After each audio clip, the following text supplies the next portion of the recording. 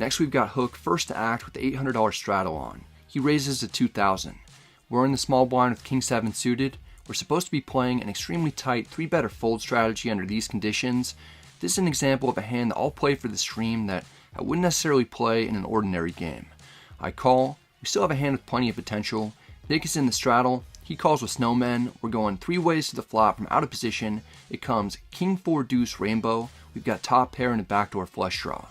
It checks to the initial pre-flop raiser. King high flops are generally going to be good for him. He fires a c-bet for 2/3 pot. There's no reason to jump ship just yet. I make the call. Nick folds, so it's down to heads up.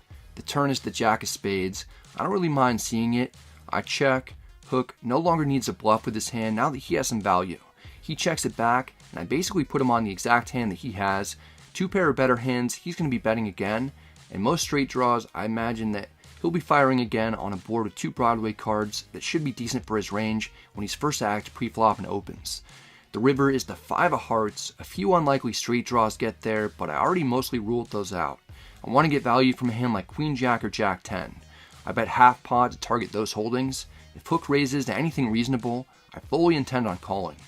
Hook looks like he's going to raise, but it's not going to be reasonable. He slides in 111,000. It's just the old 14x raise that we're facing. It's like he just took out his junk and put it on the table for everyone to see. My decision is actually a snap fold with 1 pair and no kicker. The only reason I'm thinking about it is because it just seems so likely that this is a bluff. To Hook's credit, it takes a ton of guts to make this play, and it's going to work an extremely high percentage of the time because it's such a massive overbet. I'm only supposed to be calling with the absolute top of my range, and I'll have much better hands than I have right now that I might play this way, like ace-3, sets, and some 2-pair combos. I already told you that I thought it was unlikely that Hook had a straight draw or 2-pair or better on the turn, so the only possible hand that I think he might have for value here is a set of 5s. I want to call so badly because this story doesn't make sense, but there are just better times to make the call when I have better removal. I don't need to put the majority of my stack at risk in this situation. This is a very risky maneuver that Hook utilizes that is certainly fun for the stream, and it'll be successful a lot. Until it isn't. Here it's one of those times in which it works. I fold suspecting that I might have had the best hand. Hook shows the table a 10 as he scoops in a pot and steals some Bradley dollars.